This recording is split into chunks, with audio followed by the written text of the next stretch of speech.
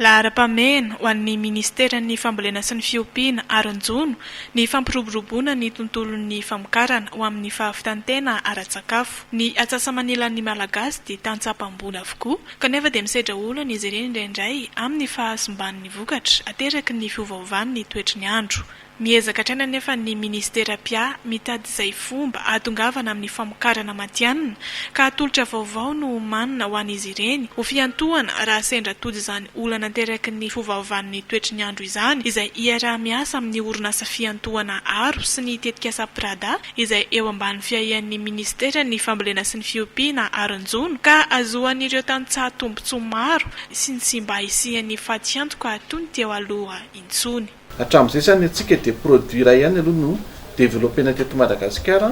dia ny fahazahoana crédit.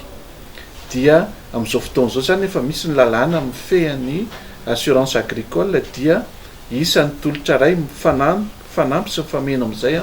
ny resaka assurance agricole ka ty assurance risque climatique ty zany anomborantsika azy, zany hoe mba ahafahana mitondra makany amin'ny matianina kokoa zany ny famokarana amin'ny ankapobeny ny tena antony ametrahana an'izy ity mba nomezana antoka misimisy kokoa amin'ny asa famokarana satria tsika indrindra amin'ny faritra atsimo dia hiaran'izay lay fiovaovan'ny toetrandro izay zany ka ninona ezaka atao indraindray nohon'izay vokatra izay fiovaovan'ny toetrandro noho ny ahitany be loatra dia potika daholo zany ny ezaka rehetra izay atao amin'ilay miditra anaty tolotro io zany dia rehefa misy le fahavoazana terak'ilay ahitany ohatra dia misy zany ny fanampiana fanoana ohatran'ny assurance rehetra misy prime d'assurance ho azo amin'izay fotoana izay mba ahafahanao indray mamerina n'le famokaranao amin'ny taona manaraka. Marina misy ny tetikasa fa ny tetikasa mandalo fa ny rafitra ohatran'ny tony apetraka zany anatin'le hoe mizotra makany amin'ny tontolo matianina kokoa tsika amin'ny tontolo-pamokarana zany misy ny sehatra tsy miankina toy ny assurance ireo ilay mpamokatra sy ny sisa dia mba tsy hankindò foana amina tetikasa. Eto moa zany mbola karazana projet pilote ihany andrana ihany zany ity tolotra atao ity dia ny any amin'ny faritra atsimo zany no tena hoe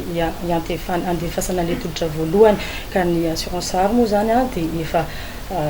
implanté tsara any amin'ny toerana io mbola misy critère isan-karazany koa zany mbola ho jerena hoe izy daholo no afaka hanao an'le tolotra fa raha ny tokony hoe zany dia ny chaîne de valeur rehetra amin'ny resaka amin'ny monde agricole, monde rural. Ny 15